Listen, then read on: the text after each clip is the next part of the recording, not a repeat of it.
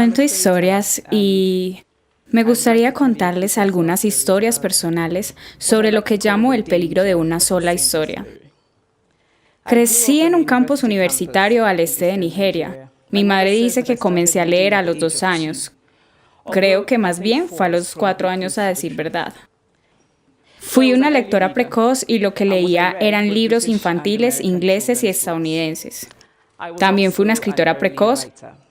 Cuando comencé a escribir a los 7 años, cuentos a lápiz con ilustraciones de crayón que mi pobre madre tenía que leer.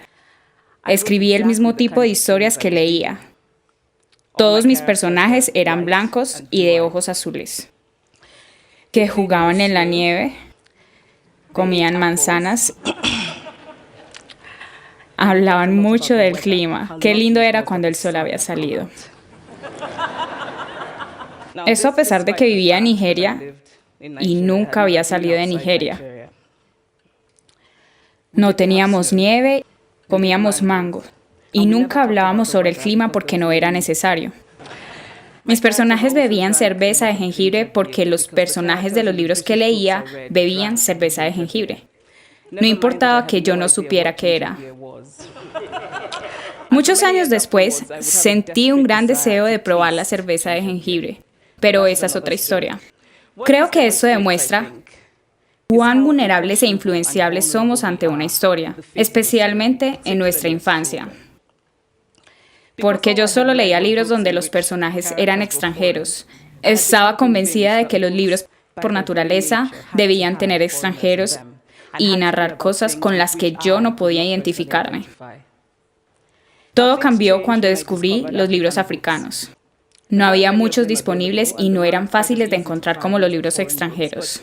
Gracias a autores como Chinua Achebe y Kamara Lai, mi percepción mental de la literatura cambió.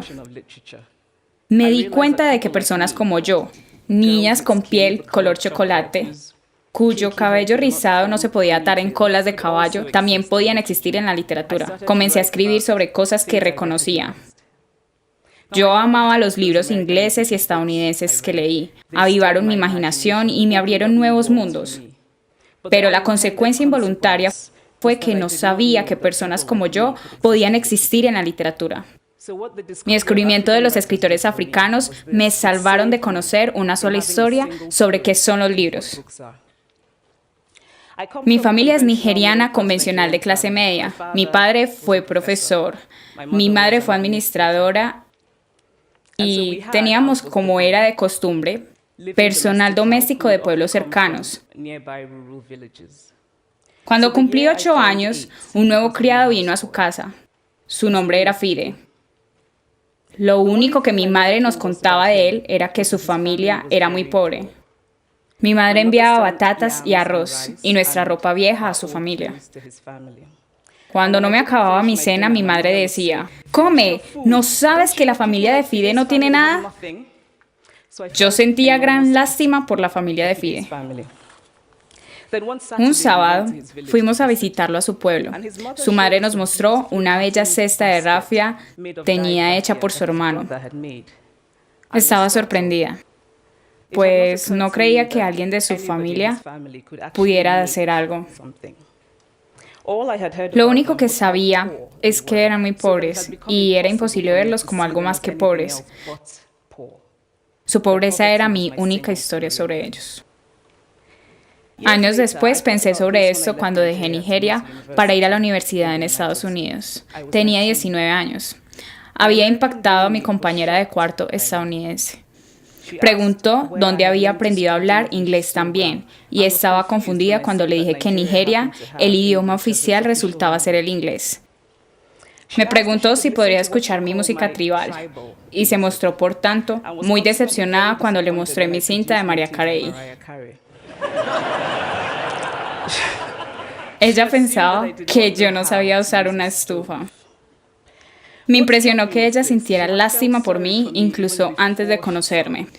Su posición por omisión ante mí, como africana, se reducía a una lástima condescendiente. Mi compañera conocía una sola historia de África, una historia de catástrofe. En esta única historia no era posible que los africanos se parecieran a ella de ninguna forma. No había posibilidad de sentimientos más complejos que lástima. No había posibilidad de una conexión como iguales. Debo decir que antes de ir a Estados Unidos, yo no me identificaba como africana.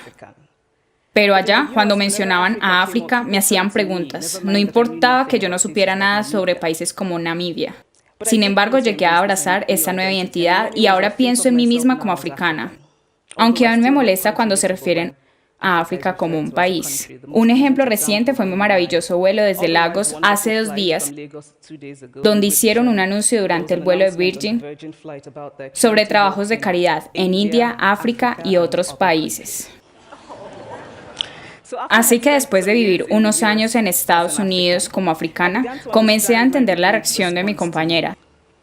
Si yo no hubiera crecido en Nigeria, y si mi impresión de África procediera de las imágenes populares, también creería que África es un lugar de hermosos paisajes y animales y gente incomprensible que libran guerras sin sentido y mueren de pobreza y sida, incapaces de hablar por sí mismos, esperando ser salvados por un extranjero blanco y gentil. Yo veía a los africanos de la misma forma en que como niña vi la familia de Fide. Creo que esa historia única de África procede de la literatura occidental. Esta es una cita tomada de los escritos de un comerciante londinense, John Locke, que zarpó hacia África Occidental en 1561 y escribió un fascinante relato sobre su viaje. Después de referirse a los africanos negros como bestias sin casas, escribió: tampoco tienen cabezas, tienen la boca y los ojos en sus pechos. Me río cada vez que leo esto, y hay que admirar la imaginación de John Locke. Pero lo importante es que representa el comienzo de una tradición de historias sobre africanos en Occidente, donde el África subsahariana es un lugar de negativos, de diferencia, de oscuridad, de personas que, como dijo el gran poeta Rudyard Kipling, son mitad demonios, mitad niños. Comencé a entender a mi compañera estadounidense que durante su vida debió ver y escuchar diferentes versiones de esa única historia. Al igual que un profesor quien dijo que mi novela no era auténticamente africana. Yo reconocía que había varios defectos en la novela, que había fallado en algunas partes, pero no imaginaba que había fracasado en lograr algo llamado autenticidad africana. De hecho, yo no sabía qué era la autenticidad africana. El profesor dijo que mis personajes se parecían demasiado a él, un hombre educado de clase media. Mis personajes conducían vehículos, no morían de hambre. Entonces, no eran auténticamente africanos. Debo añadir que yo también soy cómplice de esa cuestión de la historia única. Hace unos años viajé de Estados Unidos a México. El clima político en Estados Unidos entonces era tenso. Habían debates sobre la inmigración y, como suele ocurrir en Estados Unidos, la inmigración se convirtió en sinónimos de mexicanos. Había un sinfín de historias de mexicanos, como gente que saqueaba el sistema de salud, escabulléndose por la frontera, que eran arrestados en la frontera y cosas así. Recuerdo una caminata en mi primer día en Guadalajara, mirando a la gente ir al trabajo, amasando tortillas en el mercado, fumando, riendo. Recuerdo que primero me sentí un poco sorprendida y luego me embargó la vergüenza. Me di cuenta que había estado tan inmersa en la cobertura mediática sobre los mexicanos que se habían convertido en una sola cosa: el inmigrante abyecto. Había creído en la historia única sobre los mexicanos y no podía estar más avergonzada de mí. Es así como creamos la única historia. Mostramos a un pueblo como una cosa, una sola cosa, una y otra vez, hasta que se convierte en eso. Es imposible hablar sobre la única historia sin hablar del poder. Hay una palabra del idioma Igbo que recuerdo cada vez que pienso en las estructuras de poder en el mundo y en Cali. Es un sustantivo cuya tradición es ser más grande que el otro. Al igual que nuestros mundos económicos y políticos, las historias también se definen por el principio de Encali. Cómo se narran, quién las cuenta cuando se narran, cuántas historias son contadas en verdad, depende del poder. El poder es la capacidad, no solo de contar la historia del otro, sino de hacer que esa historia sea definitiva. El poeta palestino Mourid Barghouti escribió que si se pretende despojar a un pueblo, la forma más simple es contar su historia y comenzar con en segundo lugar. Si comenzamos la historia con las flechas de los pueblos nativos americanos y no con la llegada de los ingleses, tendremos una historia totalmente diferente. Si comenzamos la historia con el fracaso del Estado africano y no con la creación colonial del Estado africano, tendremos una historia completamente diferente. Hace poco di una conferencia en una universidad donde un estudiante me dijo que era una lástima que los hombres de Nigeria fueran abusadores como el personaje del padre en mi novela. Le dije que acababa de leer una novela llamada Psicópata Americano. Y era una verdadera lástima que los jóvenes estadounidenses fueran asesinos en serie. No.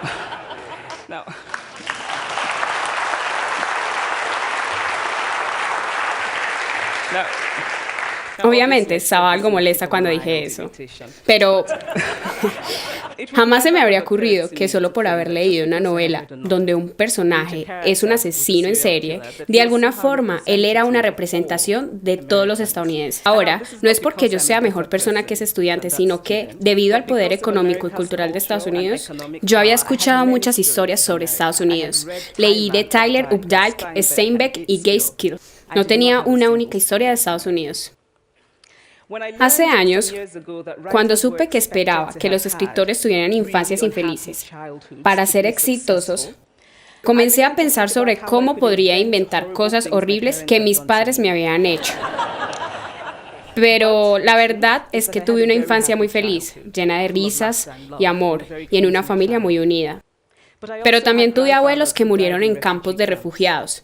Mi prima Polly murió por falta de atención médica.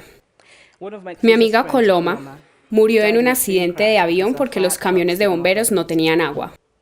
Crecí bajo un régimen militar represivo que daba poco valor a la educación, por lo que mis padres a veces no recibían sus salarios. En mi infancia vi la jalea desaparecer del desayuno, luego la margarina, después el pan se hizo muy costoso, luego se racionó la leche, pero sobre todo, un miedo político generalizado invadió nuestras vidas. Todas estas historias me hacen quien soy, pero si insistimos solo en lo negativo, sería simplificar mi experiencia y omitir muchas otras historias que me formaron. La historia única crea estereotipos, y el problema con los estereotipos no es que sean falsos, sino que son incompletos. Hacen de una sola historia la única historia. Es cierto que África es un continente lleno de catástrofes. Hay catástrofes inmensas como las violaciones en el Congo y las hay deprimentes, como el hecho de que hay 5.000 candidatos por cada vacante laboral en Nigeria.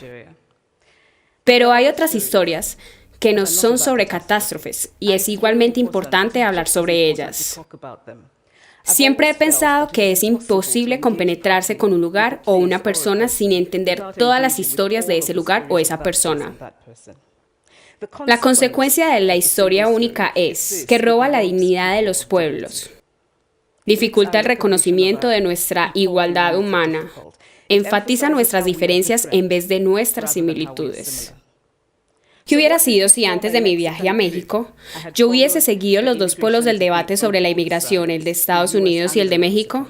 ¿Y si mi madre nos hubiera contado de que la familia de Fide era pobre y trabajadora? ¿Y si tuviéramos una cadena de TV africana que transmitiera diversas historias africanas en todo el mundo? Es lo que el escritor nigeriano Chinua Achebe llama un equilibrio de historias. Y si mi compañera de cuarto conociera a mi editor nigeriano, Muktaba Kari, un hombre extraordinario que dejó su trabajo en un banco para ir tras sus sueños y fundar una editorial, se decía comúnmente que los nigerianos no leen literatura. Él no estaba de acuerdo, pensaba que las personas no podían leer, leerían si la literatura estuviera disponible y fuese asequible. Después de que publicó mi primera novela, fue a una estación de TV en Lagos para una entrevista. Una mujer que trabajaba allí como mensajera me dijo: Realmente me gustó mi novela, no me gustó el final. Ahora debes escribir una secuela y esto es lo que pasará. Siguió contándome sobre qué escribiría en la secuela. Yo no solo estaba encantada, sino conmovida. Estaba ante una mujer de las masas de nigerianos comunes que no se suponían eran lectores. No solo había leído el libro, sino que se había adueñado de él y sentía que era justo contarme que debería escribir en la secuela. Y si mi compañera de cuarto conociera a mi amiga Funmi Onda, la valiente conductora de un programa de TV en Lagos, determinada a contarnos las historias que quisiéramos olvidar, si mi compañera de cuarto conociera la cirugía del corazón hecha en un hospital de Lagos de la semana pasada, si conociera la música nigeriana contemporánea, gente talentosa cantando en inglés y pidgin, y Igbo, Yoruba y yo, mezclando influencias desde Jay-Z a Fela, a Bob Marley, hasta sus abuelos. Y si conociera a la abogada que recientemente fue a la corte en Nigeria para cuestionar una ridícula ley que requería que las mujeres tuvieran la aprobación de sus esposos para renovar sus pasaportes. Y si conociera a Nollywood, lleno de gente creativa, haciendo películas con grandes limitaciones técnicas. Estas películas son tan populares que son el mejor ejemplo de que los nigerianos consumen lo que producen. Y si mi compañera de cuarto conociera a mi ambiciosa trenzadora de cabello, quien acaba de iniciar su negocio en extensiones capilares, o sobre el millón de nigerianos que comienzan negocios y a veces fracasan pero siguen teniendo ambiciones.